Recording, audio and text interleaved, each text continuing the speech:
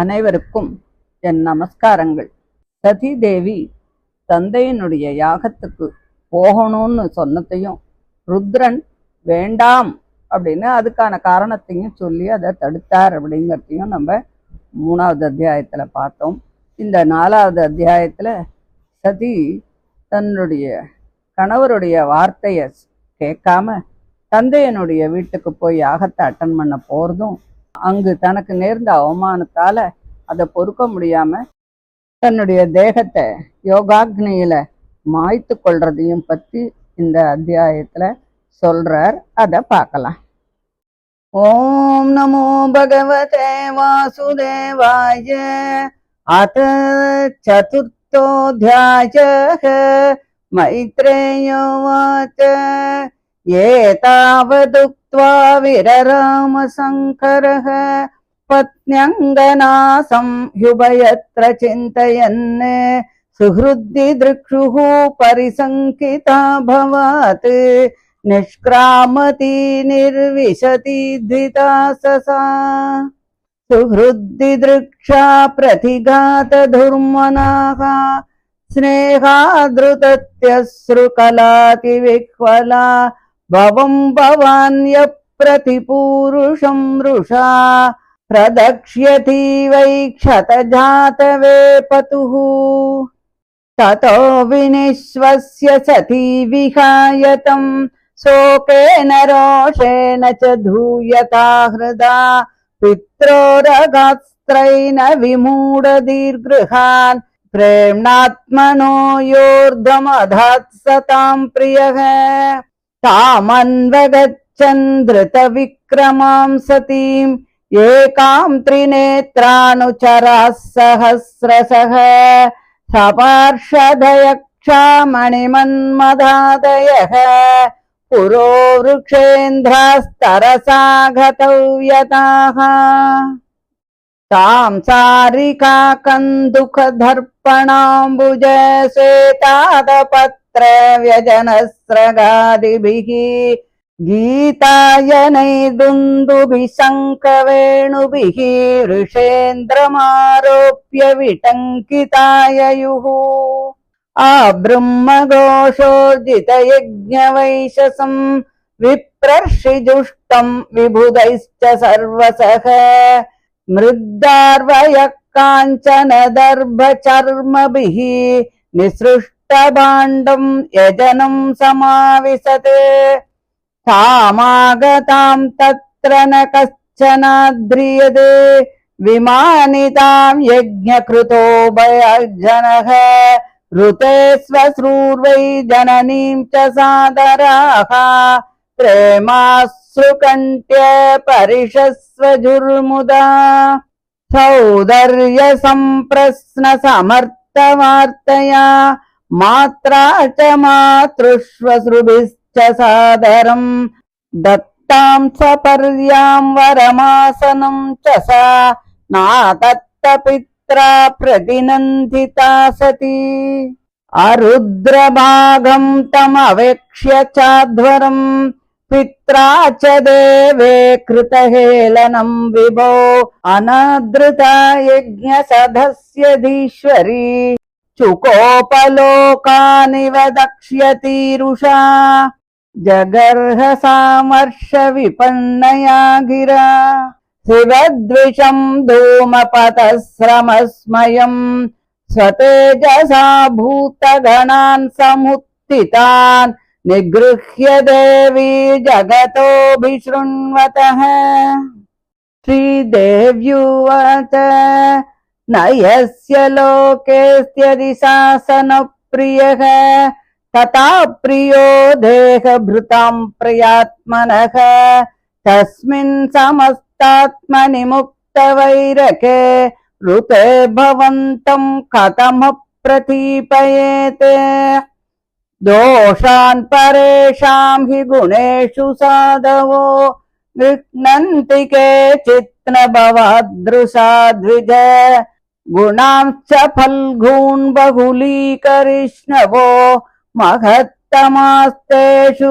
अविदद्भवानगम् नाश्चर्यमेतद् यदसत् यत्सु सर्वदा महद्विनिन्दा गुणपात्मवादिषु शीर्ष्यं महापुरुषपादपांसुभिः निरस्ततेजस्सु तदेव शोभनम् यद्व्यक्षरं नाम गिरेरितं नृणां सकृत्प्रसङ्गात् अगमासु हन्ति तत् पवित्रकीर्तिं तमलङ्घ्य शासनम् भवानहोद्वेष्टि शिवं शिवेतरः यत्पादपद्मं महतां मनोलिभिः निषेवितं ब्रह्मरसासवार्तिभिः लोकस्य यद्वर्षति चाशिषोत्तिनः तस्मै भवान् दृह्यति विश्वबन्धवे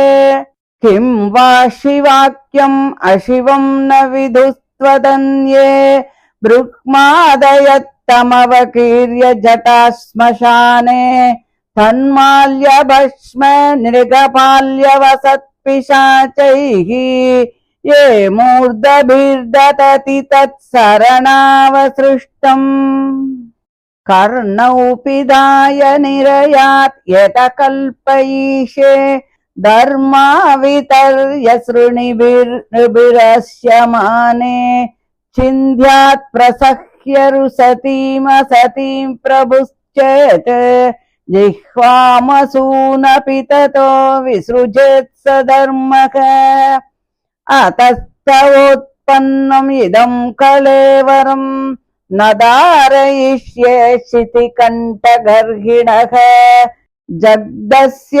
मोहाद्दिविशुद्धिमन्दसो जुगुप्सितस्योद्धरणं प्रसक्षते न वेदवादाननुवर्तते मतिः स्वयेव लोके रमतो महामुनेः यथा गतिर्देव मनुष्ययो पृथक् स एव धर्मेण परं क्षिपेत् स्थितः कर्म प्रवृत्तं च निवृत्तम् अप्युतं वेदे विविच्यो भयलिङ्गमाश्रितं विरोधि तत्यौगपदैककर्तरि द्वयं तथा ब्रह्मणि कर्म नर्चति मावपदव्यः पितरस्मदास्थिता या यज्ञशालासु न धूमवर्ध्मभिः सदन्न तृप्तैरसुभृद्भिरीडिता अव्यक्तलिङ्गा अवधूतसेविताः नैतेन देहेन हरे कृताघसो देहोद्भवेनालमलं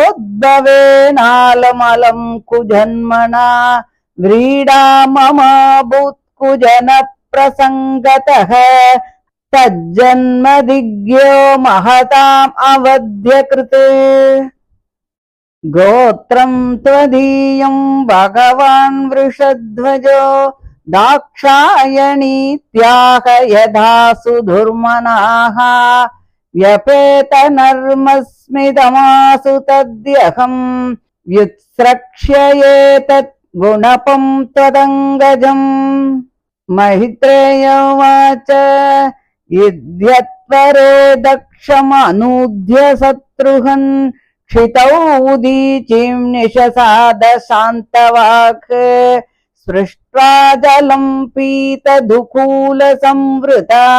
निमील्य दृग्योगपतं समाविशते कृत्वा समानौ अनिलौ जितासना सोदानमुत्थाप्य च नाभिचक्रतः शनैर्हृदि स्थाप्य धियोरसि स्थितम् कण्ठाध्रुवोर्मध्यमनिन्दितानयते एवं स्वदेहं महतां महीयसा मुहुः समारोपितम् अङ्कमादरात् जिहासती दक्षरुषा मनस्विनी ददारगात्रेषु अनिलाग्निदारणाम् ततः स्वभर्तुश्चरणाम्बुजासवम् जगद्गुरोश्चिन्तयति न चापरम् ददश्च देहो हतकल्मषसति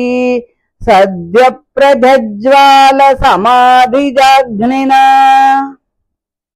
तत्पश्यतां के भुवि चाद्भुतं महत् हाहेति वादस्सु महान् अजायत हन्त प्रिया दैवतम् अस्य देवी जहावसून्केन सती प्रकोपिता आहो अनात्म्यं महदस्य पश्यत प्रजापतेर्यस्य चराचरं प्रजाः जहावसून्यत्विमतात्मजा सती मनस्विनी मानमपीक्ष्णमर्हति सोऽयं दुर्मर्षहृदयो ब्रह्मदृक् लोके अपकीर्तिं महतीम् अवाप्स्यसि यद् अंगजां स्वां पुरुषद्विडुद्यतां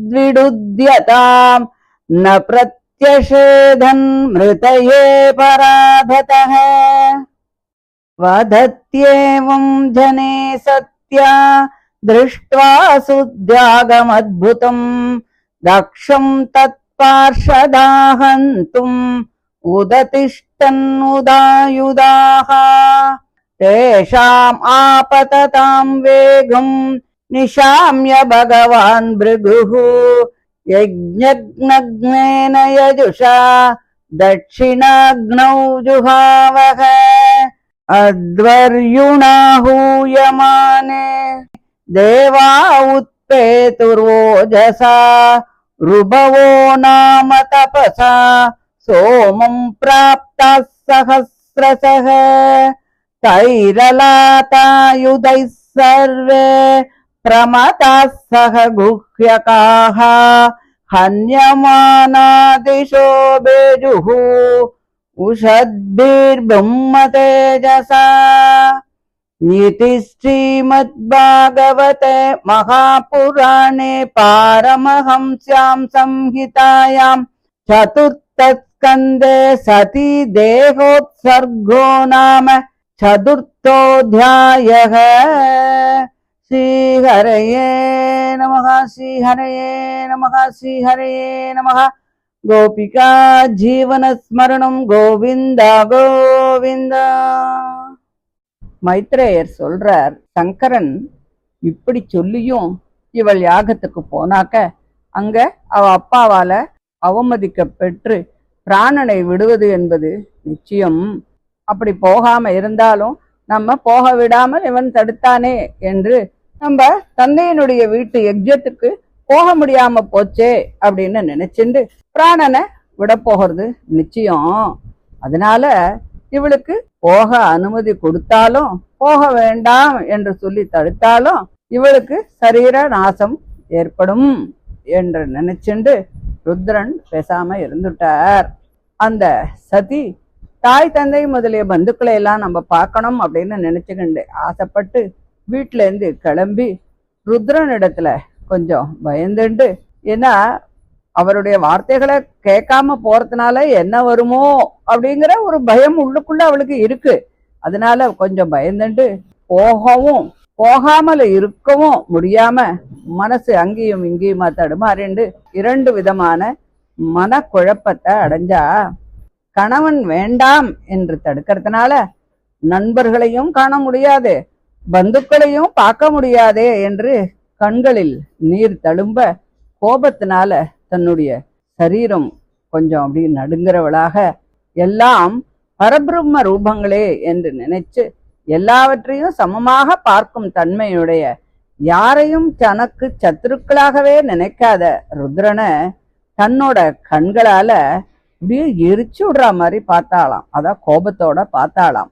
அப்படி நமக்கு போகிறதுக்கு அனுமதி கொடுக்க மாட்டேங்கிறாரே அப்படிங்கிற துக்கத்தினால கொஞ்சம் பெருமூச்சு எறிந்து ஞானத்தை விரும்புபவர்களுக்கு மிக பிரியமானவனும் பிரேமத்தினுடைய மிகுதியினால தனக்கு தேகத்தினுடைய பாதியையே கொடுத்தானே அந்த ருத்ரனை விட்டுட்டு ஸ்திரீ சுவாவத்தினால புத்தி மயங்கி பந்துக்களை பார்க்க முடியாமல் போகுமே என்ற சோகத்தினால போக வேண்டாம் என்று தடுப்பதால உண்டான கோபத்தினாலும் புருஷனுடைய சொல்லை கேட்காமல் போனால் என்ன கெடுதி நேருமோ அப்படின்னு மனசுல கொஞ்சம் வருத்தமும் ஏற்பட்டு தாய் தந்தையருடைய வீட்டிற்கு போக புறப்பட்டாள். இந்த க்ஷணத்திலேயே போய் அங்கே குதிச்சிட மாட்டேனா அப்படின்னு அப்படி ஒரு சந்தோஷம் இருந்துதாம் அவளுக்கு. அந்த சந்தோஷத்தினால அவள் கொஞ்சமும் பயமே இல்லாம தனியாகவே ரொம்ப வேகமாக அவள் போனாள். அந்த சதிதேவியை ருத்ரனுடைய பிரமத கணங்களும் யட்சர்களும் நந்தியினுடைய தலைமையில சிறிதும் பயமின்றி, ருத்ரன் கூட இல்லாமல் இவள் இப்படி தனியா போறாளே, நடந்து போவது இவளுக்கு தகுமா என்று மன வருத்தம் அடைய, புருஷனுடைய சொல்லை மீறி போகின்றாளே, என்ன அனர்த்தம் விளையுமோ என்ற பயமும் உண்டாக அவர்களெல்லாம் அவளை பின்தொடர்ந்தார்கள். அவர்கள் அந்த சதியை பலாத்காரமாக நந்தியின் மேல் ஏற்றிக்கொண்டு பந்து, கண்ணாடி, தாமரை மலர், வெண்குடை, பூமாலை இவைகளோடு வீணை, புல்லாங்குழல், சங்கீத வாத்தியங்களோடு சங்கு துந்துபி வாத்தியங்கள் முழங்க அலங்காரத்தோடு போனார்கள். அந்த சதி இப்படி சென்று நாற்புறங்களிலும் வேத கோஷங்கள் ஒலிக்கக்கூடிய பிரம்ம ரிஷிகளால் சூழப்பட்டதுமான யாக பூமிக்கு வந்து சேர்ந்தாள். அப்படி அந்த இடத்துக்கு வந்த சதியை அவளுடைய அம்மாவும் கூட பிறந்தவாளையும் தவிர வேறு யாருமே விசாரிக்கல, கொஞ்சம் கூட கௌரவப்படுத்தல. ஏனென்றால் நாம் இவளை விசாரித்தால் தட்சன் நம்மை கோபிச்சுப்பார் அப்படிங்கிற பயத்தினால அவளை பார்த்து வா என்றும் சொல்லவில்லை, சௌக்கியமா இருக்கியா என்ற கேள்வியும் கேட்கவில்லை.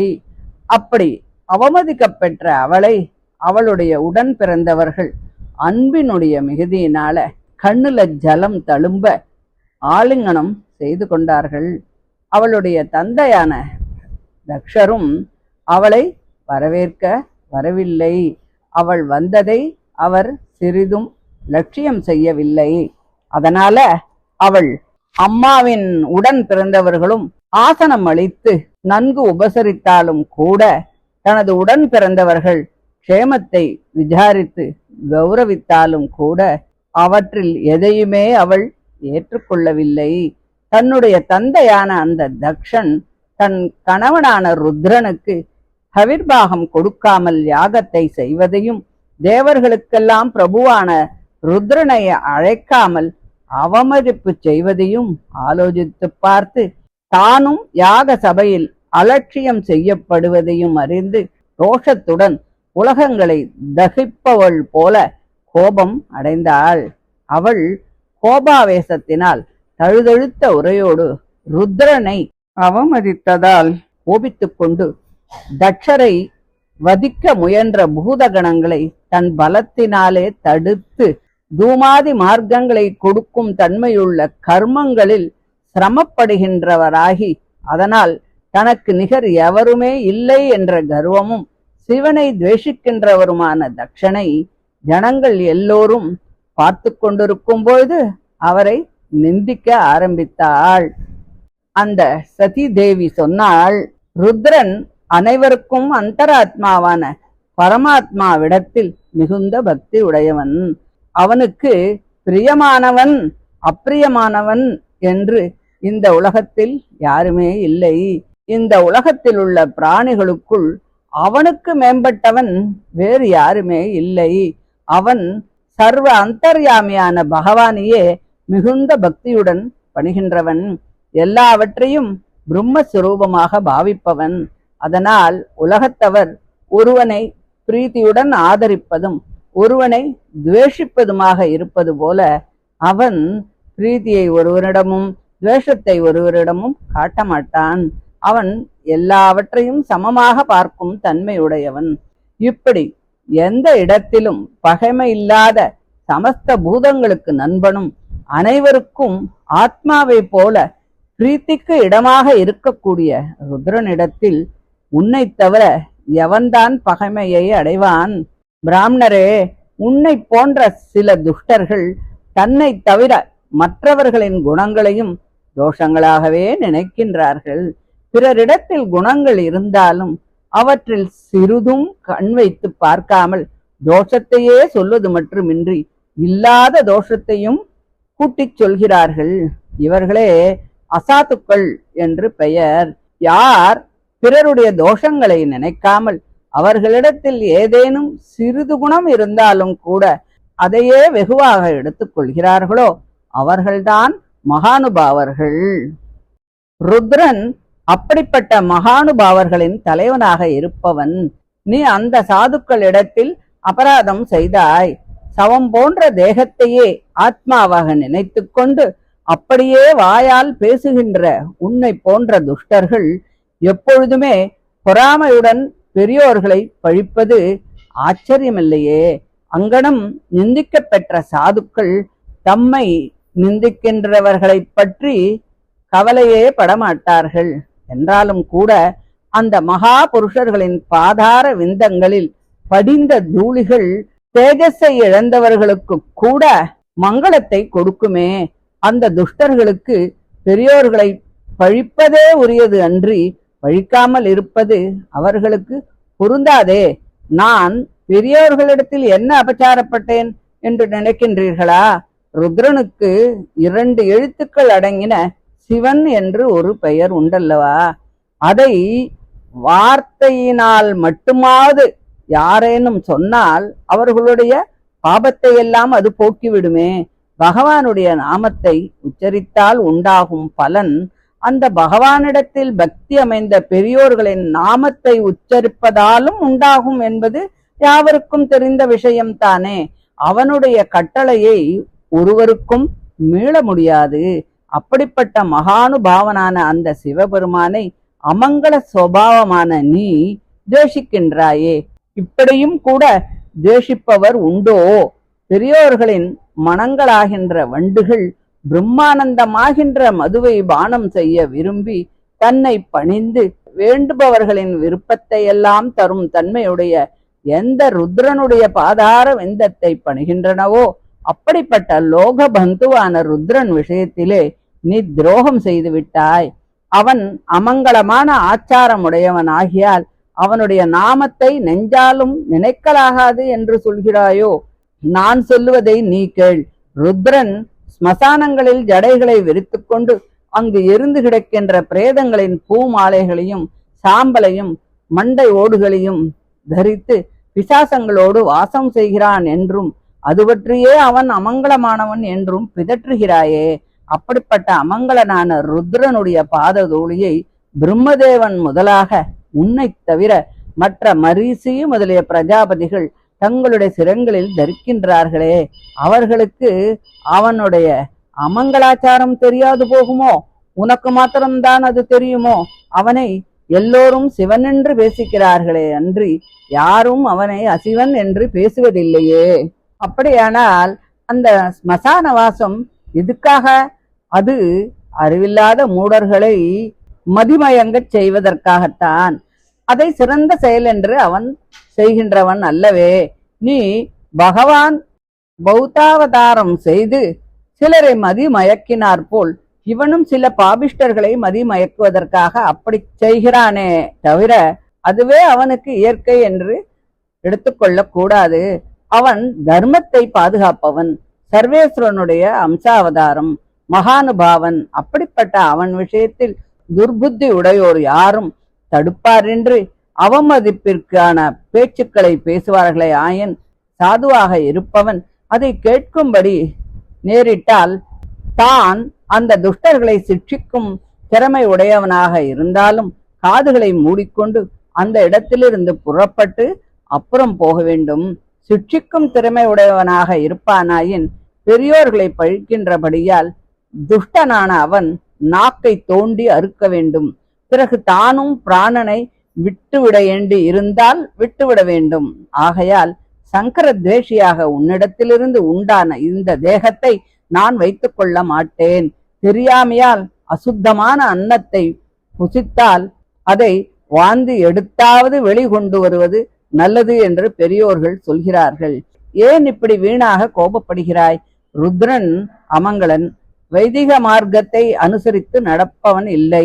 ஆகையினால் வைதிக மார்க்கத்தை அனுசரித்து நடக்கின்றவனும் சிரேஷ்டனும் ஆகிய நான் அவனை ஆக்ஷேபித்தேன் என்று சொல்கின்றாயோ? அப்படி உன்னிஷ்டப்படியே வைத்துக் கொண்டு பார்த்தாலும் கூட நீ செய்தது சரியல்லவே. ஹிருதய கமலத்தில் விற்றிருப்பவனும் பரிசுத்தனுமான மனசினால் அறியக்கூடியவனுமான பரபிரம்மத்தினிடத்தில் மனதை நிலைநிறுத்தி ஆனந்தத்தை அனுபவிக்கின்ற ருத்ரனுடைய புத்தி யாகாதி கர்மங்களை புகழ்ந்து சொல்லுகின்ற வேதத்தின் அர்த்தவாதங்களை தொடர்ந்து போகுமா? நிவிருத்தி மார்க்கத்தில் நிலை நிற்கின்றவனுக்கு பிரவிருத்தி மார்க்கத்தில் ருச்சி உண்டாகுமா? ஆகையால் நிவிருத்தி மார்க்க நிஷ்டனான ருத்ரன் பிரவிருத்தி மார்க்கத்தில் மனம் செல்ல பெறுவானோ? இதை அறியாமல் அவன் வைதிக மார்க்கத்தை உல்லங்கனம் செய்கிறான் என்று சொல்வது சரியென்றே. பிரவிருத்தி மார்க்க நிஷ்டர்களுடைய ஆச்சாரமும் நிவிருத்தி மார்க்க நிஷ்டர்களுடைய ஆச்சாரமும் ஒன்றோடொன்று பொருந்துமா? வெவ்வேறாகத்தானே இருக்கும்.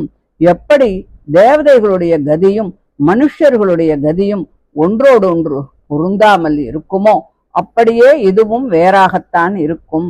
தேவதைகளுக்கு ஆகாசத்தில் மாத்திரமே கதி, மனுஷர்களுக்கு பூமியில் மாத்திரமே கதி. அப்படி பிரவிருத்தி தர்ம நிஷ்டர்கள் வேதத்தில் விதித்த கர்மங்களில் மாத்திரமே சொர்க்காதி பலன்களுக்காக செய்வார்கள். நிவிருத்தி தர்ம நிஷ்டர்கள் அந்த கர்மங்கள் ஈஸ்வர பலன்களை கொடுப்பவை என்றும் சிரம சாத்தியங்கள் என்றும் சொரூபத்திற்கு இணங்காதவைகள் என்றும் அவற்றில் கண் வைக்காமல் பகவானையே சரணமடைந்து அவனுடைய பாதார விந்தங்களையே தியானித்துக் கொண்டு இருப்பார்கள். கர்மங்களை துறந்து பகவானை சரணமடைதலே மேலான தர்மம். அதுவே அந்த வேதத்தினுடைய உட்கருத்து. அதை அனுஷ்டிப்பவர்களே வைதிகோத்தமர்கள். கேவல கர்மங்களை அனுஷ்டிப்பவர் வேதத்தின் கருத்தை அறியாதவர்கள்தான். அதனால் அவர்களை வைதிகர்கள் என்று சொல்ல முடியாது. அப்படி கேவல கர்மங்களை ஆசிரியிக்கின்ற நீயும் வைதிகனாக ஆக முடியாது. உன்னிஷ்டப்படி நீயே வைதிகனும் சிரேஷ்டனுமாக இருப்பாயாக. ஆனால் பிறர் அற்பனானாலும் கூட அவனை நிந்திக்க கூடாது. இதுவே தர்மம். பிரவிருத்தி தர்மமும் வேதத்தில் விதிக்கப்பட்டதே அன்றி வேறல்ல. ஆகையினால் அந்த பிரவிருத்தி தர்மத்தை ருத்ரன் ஏன் அனுஷ்டிப்பதில்லை? அதற்கும் பதில் சொல்கிறேன். சொர்க்காதி பலன்களை விரும்பி செய்யும் கர்மம் பிரவிருத்தி கர்மம் என்றும், எந்த வகை பலன்களையும் விரும்பாமல் செய்யும் கர்மமே நிவிருத்தி கர்மம் என்றும் சொல்லப்படுகிறது. சொர்க்காதி பலன்களை விரும்புதலும் பலனையே விரும்பாமல் இருத்தலும் இவையே பிரவிருத்தி கர்மத்திற்கும் நிவிருத்தி கர்மத்திற்கும் உள்ள அடையாளங்கள். இவையே பிரவிருத்தி தர்மம் என்றும் நிவிருத்தி தர்மம் என்றும் பிரவிருத்தி மார்க்கம் என்றும் நிவிருத்தி மார்க்கம் என்றும் சொல்லப்படுகிறது. இந்த இரண்டு மார்க்கங்களையும் வேதம் நன்றாக பிரித்து விரிவாக சொல்கிறது. அந்த இரண்டும் ஒரே சமயத்தில் ஒருவன் அனுஷ்டிக்க முடியாது. அதனால் பரபிரம்ம ஞானத்திற்கு பிரவிருத்தி கர்மம் நிவிருத்தி கர்மம் ஆகிய இவை இரண்டும் சாதனமாக ஆகாது. நிவிருத்தி கர்மம் மாத்திரமே ஞான மார்க்கத்திற்கு பொருந்தும். அந்த நிவிருத்தி கர்மத்தை சிவனும் அனுஷ்டித்துக் கொண்டிருக்கிறான். பிரவிருத்தி கர்மத்தை உன்னை போன்ற மூடர்கள் கைப்பற்றி வருந்தி கொண்டிருக்கிறார்கள். தந்தையே, நாங்கள் கைப்பற்றி இருக்கிற அனிமாதி சித்திகள் உங்களுக்கு கிடைக்காது, எங்களுடைய சித்திகளும் உங்களுக்கு கிடைக்காது என்று சொல்கிறீரோ? சொர்க்காதி பதவிகள் அல்லவோ உங்களுடைய சித்திகள். தூமாதி மார்க்கத்தை கொடுப்பவைகளான யஜ்ஜாதி கர்மங்களை அனுஷ்டிப்பவர்களும் யாகத்தில் சமைத்த அன்னத்தை புசித்து அதில் திருப்தி அடைந்தவர்களும் ஆகிய பிராணிகளே அந்த சொர்க்காதி பதவிகளை சோத்திரம் செய்வார்கள். அதுவும் அந்த யாகசாலைகளில் இருக்கும் வரையில்தானே அன்றி அதை விட்டு வெளியே போனால் அவர்களுக்கு அந்த புத்தியும் மாறி போய்விடும். நாங்கள் கைப்பற்றி இருக்கிற அனிமாது சித்திகளோ என்றால் பிறரால் அறிய முடியாத அடையாளங்களை உடையவை. ஜரா மரணாதியான சாம்சாரிக தர்மங்களை எல்லாம் துறந்த பெரியோர்களால் அங்கீகரிக்கப்பட்டவை. ஆகையினால் பிரவிருத்தி மார்க்கத்திலும் நிவிருத்தி மார்க்கத்திலும் அனுஷ்டானத்திலும் மகத்தான வைலட்சண்யம் உண்டு. இதனால் பெரியோர்களுக்கு பிரவிருத்தி தர்மத்தில் ருச்சி உண்டாவதில்லை. இப்படி நிவிருத்தி மார்க்கத்தில் நிலை நின்ற மகானுபாவனான ருத்ரனை துவேஷிக்கின்ற உன்னுடைய தேகத்திலிருந்து உண்டான இந்த பாபிஷ்ட ஜென்மத்தினால் எனக்கு என்ன பிரயோஜனம்? இந்த தேகத்தினால் கிடைத்த பிரயோஜனம் போதும் போதும், இனி வேண்டாம். அழகான இந்த தேகத்தை ஏன் விடுகிறாய் என்று கேட்கிறாயோ? அதற்கும் பதில் சொல்கிறேன். துர்புத்தியான உன்னுடைய சம்பந்தத்தினால் நான் வெட்கமடைகிறேன். பெரியோர்களுக்கு அப்பிரியத்தை செய்கின்ற பாபிஷ்டனிடத்திலிருந்து உண்டான தேகத்தை சுட்டு எரிக்க வேண்டுமல்லவா? நீ மேன்மையுடைய ருத்ரனை பழிக்கின்றதால் பாபிஷ்டன் ஆகையால் உன்னுடைய தேகத்திலிருந்து உண்டான என்னுடைய தேகத்தை நான் துறந்து விடுகிறேன். மற்றும் ருத்ரன் பரிகாச காலங்களில் என்னை தாக்ஷாயணி தக்ஷபுத்ரி என்று உன் சம்பந்தத்தை கொண்ட நாமத்தினால் என்னை அழைப்பானாயின் அப்பொழுது நான் பரிகாசமும் புன்னகையும் என்று மிகவும் வருத்தத்தை அடைகின்றேனே. ஆகையால் உன்னிடத்திலிருந்து உண்டானதும் பிணம் போன்றதுமான இந்த தேகத்தை நான் நிச்சயமாக விடப் போகிறேன், இதில் சந்தேகமில்லை என்றாள். மைத்ரேயர் சொல்றார், விதுரா, இப்படி சதி யாகத்தில் தக்ஷரை பார்த்து சொல்லி வடதிசையில் சென்று வாக்கு முதலியவற்றையும் மனத்தையும் அடக்கி உட்கார்ந்து கொண்டாள். அங்கு ஆஜமனம் செய்து கண்களை மூடிக்கொண்டு உடுத்திருந்த பொன் நிறமான பட்டு வஸ்திரத்தோடு கூடவே யோகிகள் தேகத்தை விடுவதற்கு என்ன செய்வார்களோ அப்படியே செய்யத் தொடங்கினாள். நிந்தனைக்கு இடமில்லாத அந்த சதீதேவி நெடுநேரம் உட்கார்ந்திருந்தாலும் சிறிதும் வருத்தம் உண்டாகாமல் இருக்கும்படியாக ஆசனத்தை ஜெயித்து மேலே செல்லும் தன்மையுள்ள பிராண வாயுவையும் கீழே செல்லும் தன்மையுள்ள அபான வாயுவையும் மேலும் கீழும் போக விடாமல் ஒரே நிலையில் இருக்கும்படி நாபி சக்கரத்தில் நிறுத்தி அந்த நாபி சக்கரத்திலிருந்து உதான வாயுவை கிளப்பி புத்தியுடன் மெல்ல மெல்ல ஹிருதயத்தில் நிறுத்தி மார்பில் இருக்கின்ற அந்த உதான வாயுவை கண்டத்தின் வழியாக புருவங்கள் இடையில் கொண்டு போய் சேர்த்தாள். பெரியோர்கள் அனைவரிலும் மிகுந்த பெருமையுடைய ருத்ரன் அடிக்கடி தன்னை மடியில் ஏற்றிக்கொண்டு புகழ்ந்ததான தன்னுடைய தேகத்தை இப்படி தக்ஷனிடம் ஏற்பட்ட கோபத்தால் துறக்க விரும்பி நினைத்த பொழுது மரணம் அடையும்படி சுதந்திரையாக இருந்தபடியால் ருத்ரனுடைய பத்தினியான அந்த சதீதேவி அங்கங்களில் அனிலாக்னி தாரணை என்னும் தாரணையை செய்தாள். அப்பால் ஞானத்தை விரும்புவோர்களுக்கெல்லாம் குருவும் தன் பர்த்தாவுமான ருத்ரனுடைய பாதார விந்தங்களை பணிவதால் உண்டாகும் ஆனந்தத்தை அனுபவித்துக் கொண்டு அதனால் சிறிதும் பாபம் இல்லாதவளாக பர்த்தாவை தவிர வேறு எதையுமே சிந்திக்காமல் இருந்தாள். அவளுடைய தேகம் அந்த க்ஷணமே சமாதியால் விளையும் அக்னியால் எரிந்து போனது. பூமியில் உள்ளவர்களும் ஆகாசத்தில் உள்ளவர்களும் அந்த ஆச்சரியத்தை பார்த்து இது என்ன என்று பெரிய கோஷம் செய்தார்கள். மற்றும் அந்த பிராணிகள் தேவ சிரேஷ்டனான ருத்ரனுடைய அன்பிற்கு இடமான பாரியையான சதி தக்ஷனுடைய கோபத்தால் அவமதிக்கப்பட்டவளாகி பிராணனை துறந்தாள். பிரஜாபதியான தக்ஷருக்கு ஏன் இப்படி புத்தி கெட்டு போச்சோ? இப்பொழுது இவர் செய்த காரியத்தை பார்த்தீர்களா? இப்படியும் செய்பவர்கள் உண்டோ? ஜங்கம தாவர ரூபமான இந்த ஜகத்தெல்லாம் பிரஜைகளைப் போல யாருக்கு பிரீத்திக்கு இடமாக இருக்கிறதோ அப்படிப்பட்ட ருத்ரனுடைய பாரியையான சதீதேவி தக்ஷரால் அவமதிக்கப்பட்டு பிராணனை துறந்தாள். ஜகத்தை எல்லாம் தன் பிரஜைகளைப் போல பார்க்க வேண்டியவரான இந்த தக்ஷன் தன் வயிற்றில் பிறந்த புதல்வியை இப்படி அவமதிப்பது நியாயமாகுமா? இவர் சதியை அவமதித்ததால் ருத்ரன் ஒருவனுக்கு மாத்திரமே மனஸ்தாபம் இல்லாமல் இந்த ஜகத்துக்கெல்லாம் அல்லவோ மனஸ்தாபம் வந்தது. ஏனென்றால் ஜகத்திற்கெல்லாம் பிரியனான ருத்ரன் மன வருத்தம் முற்றால் அவனுடைய பிரஜைகள் போன்ற இந்த ஜகத்திற்கும் மன வருத்தம் ஏற்பட்டு விடுமே. இப்படி உலகமெல்லாம் வருந்தும்படியான கெடுதியை இவர் செய்யலாகுமா? சதிதேவி இவருக்கு புதல்வி மற்றும் அவள் கம்பீரத்தை உடையவள், மிகுந்த குணங்கள் அமைந்தவள். அப்படிப்பட்டவளை இவர் மகரிஷியாக இருந்தும் அவமதித்தல் அழகல்லவே? இவருடைய ஹிருதயம் மிகவும் பொறாமையுடையது. பிராமணன் என்ற வியாஜமே ஒழிய பிராமணனுக்கு இயற்கையில் உள்ள குணங்கள் இவருக்கு சிறிதும் இல்லை. இந்த தக்ஷர் உலகமெல்லாம் அபகீர்த்தியையும் கடைசியில் நரகத்தையும் பெறப்போகிறார் என்பதில் சந்தேகமே இல்லை.